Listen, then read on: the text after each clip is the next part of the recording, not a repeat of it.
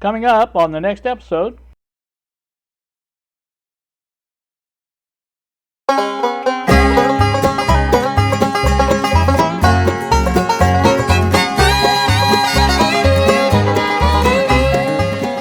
Alright, it is 9:02 now on this Monday morning.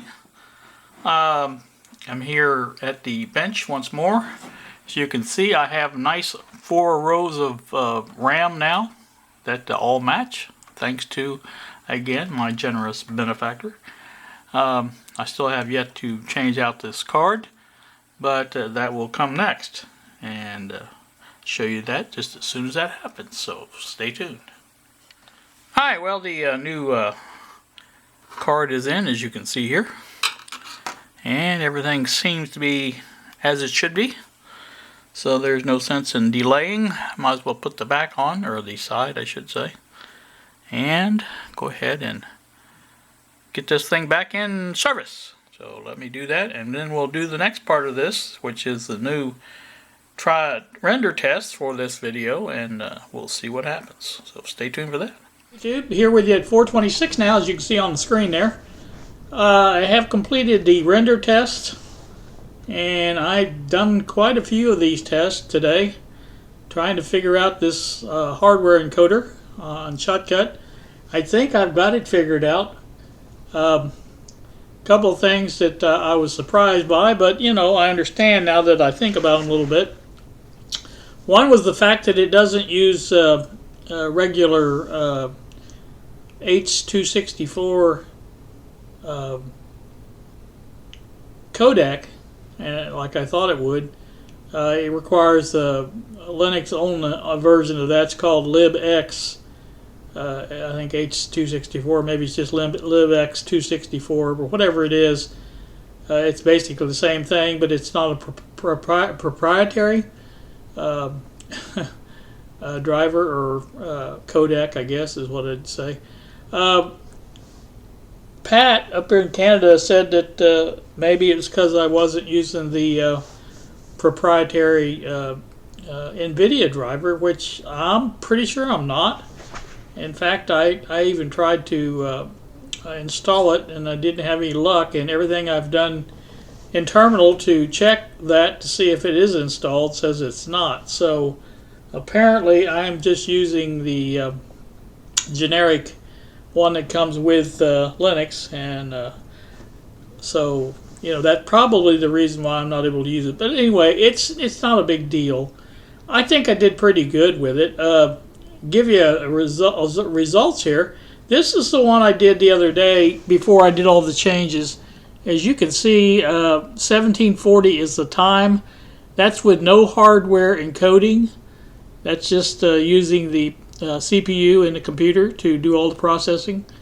And if you look at the one right above it, you'll see that the time has dramatically changed to 11:35. Now that's a savings of 6 minutes and 5 seconds.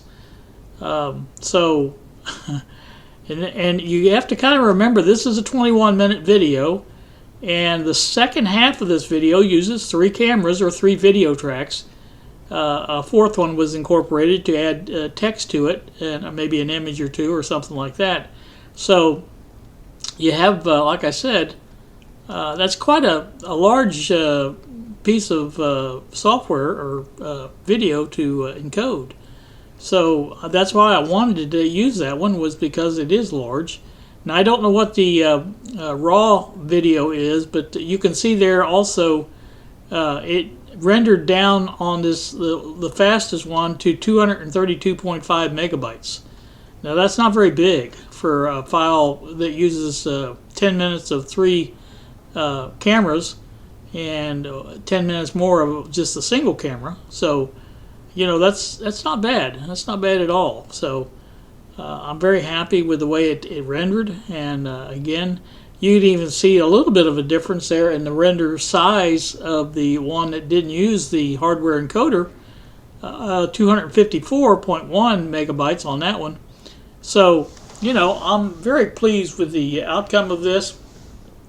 And I want to thank my generous benefactor once more for sending this along to me. It does work very well. and I'm happy with the results. Now, I did notice that it was clicking off pretty good. Now, I did some tests. I did some tests here, and I was watching this thing click off, and it was doing basically a percentage point a second at first on that first part where it's only one camera. And I thought, man, this is going to be great. But then it turns out I was using the wrong codec, and what it was, wasn't producing any video. It just had sound. So that's why I had to go back to the libx264 codec to get it to work. So, anywho, I'm pleased with the results. Like I said, that's 6 minutes and 5 seconds on a 20-minute video, 21 minutes.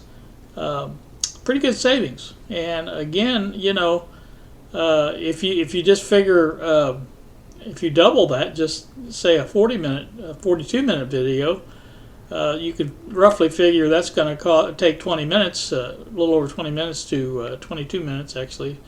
Well, 23 minutes to render, and that's not bad considering how slow some of these videos render.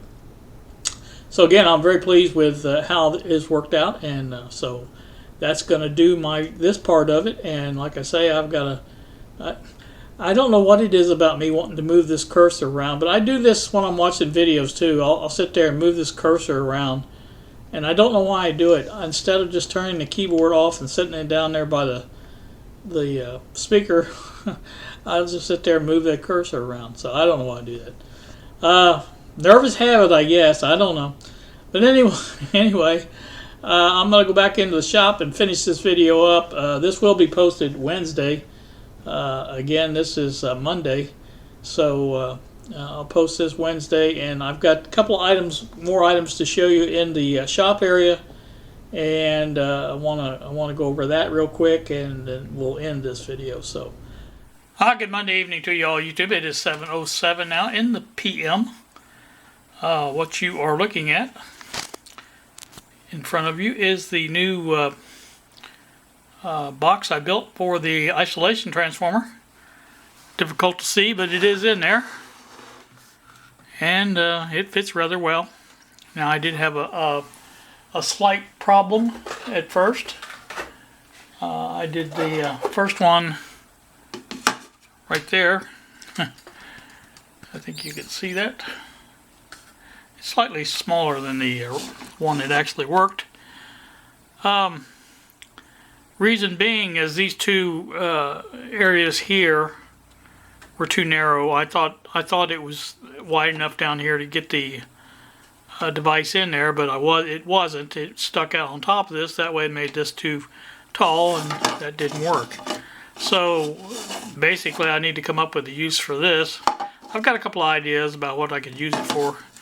Not a big deal. It's not that much plastic, but you know, I kind of like to not waste anything if I can get away with it. So, but anyway, there's your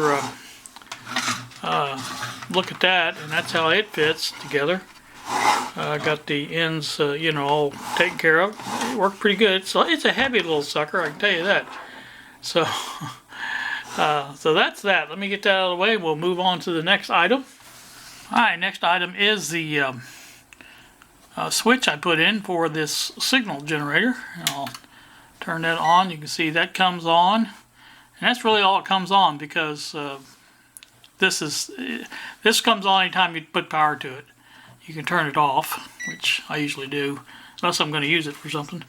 This obviously works pretty good. Turn it on, turn it off. That's what I wanted on that. Obviously you've seen this work, and the radio over on the other end works fine. Still haven't got my little input jacks here for the meter here, but again, that's coming up. I've been working on something else. Now this is my end piece. You guys may recall that I was going to make an end piece for that, and I did. Now it will fit just like that, but, and I know it's difficult to see, let me put a little light on the subject.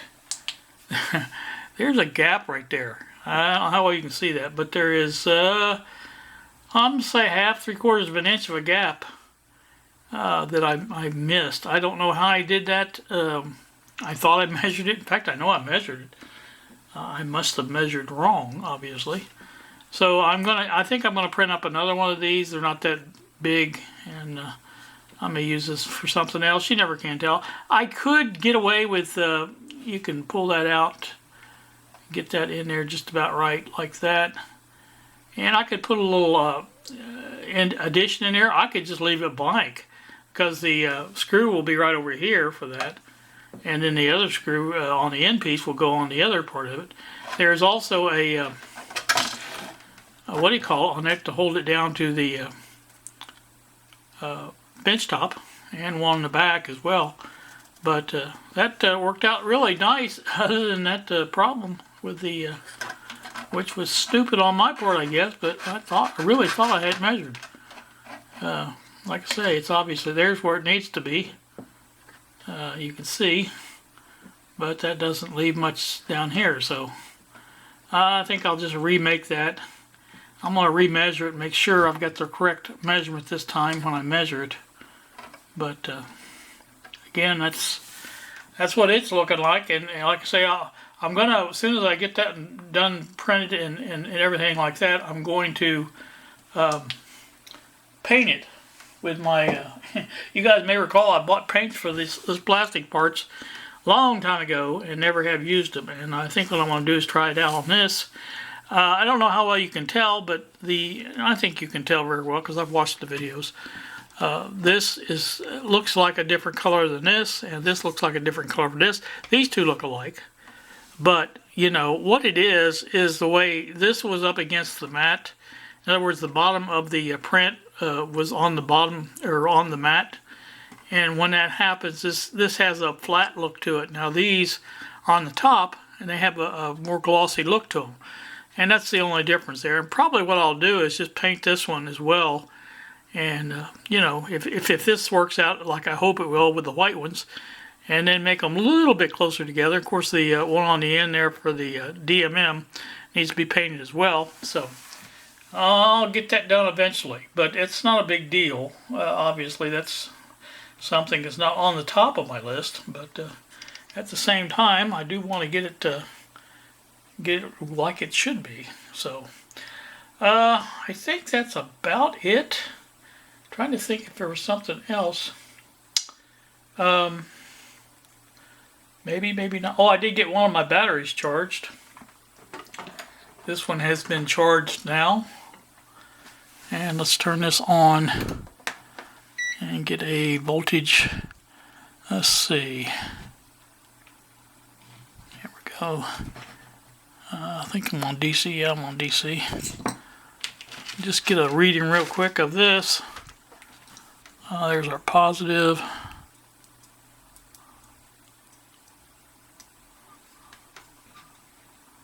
There you go. Let's see. If you can, I guess I could point it at it. You could see it a little better if I do that. Go back again. 4.213. So there's your fully charged battery voltage for the 14500s, and like I say, that will be perfect for the little RCA radio. And in fact, I think I might just bring this over here and look at it a minute, see if it does anything. I'm just curious. You know, curiosity killed the cat, and I'm not a cat, but I'm a curious soul sometimes. So let's see how it says to put the battery in. 4 volts. Plus goes against the, looks to me like the spring end, but I wouldn't think that would be right. I would say this. That's how that goes.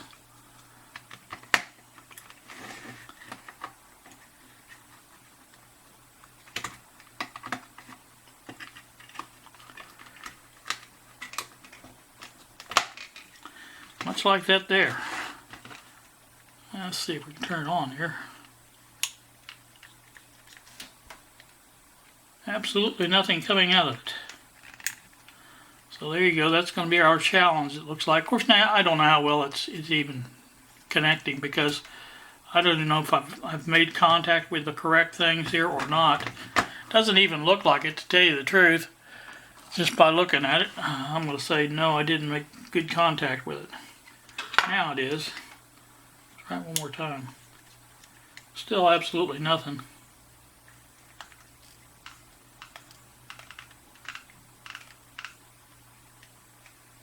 Yeah, I am hearing static in it.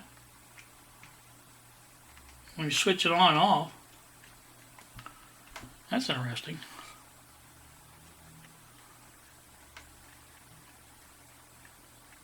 So anyway, that's an encouraging sign. At least it does work a little bit. Static's better than nothing, I guess.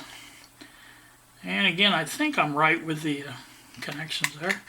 I'll have to do some research on it, but again, I think that's correct. But anyway, that's going to work out really nice. It fits good in there, really good. So happy about that. And this will be coming up on a video near you soon, as Bill likes to say, on a computer near you soon.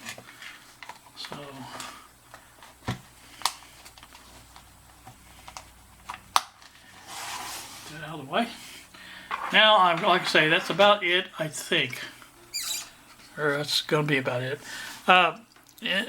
This is Wednesday's video, obviously. I was happy with the results of the rendering test, and I think that's going to work. I may do more experimenting with that in Windows and see what it does in Windows. So, you know, there's a couple of things I didn't get done. I think I mentioned them, but I wasn't able to get the NVIDIA proprietary driver installed. I tried a couple of times, but it just didn't seem to take. And so I think that might be a reason why the H.264 codec wasn't working. So I think. You never can tell. But anywho, that's my feelings on that. So I think that's about it. Nothing coming in the mail. Everything got here. I do have to get some other stuff going here, but that will be done, and I can get to everything I need to get going. So, alright, you guys have a great day. Thank you so much for watching, and we will see ya.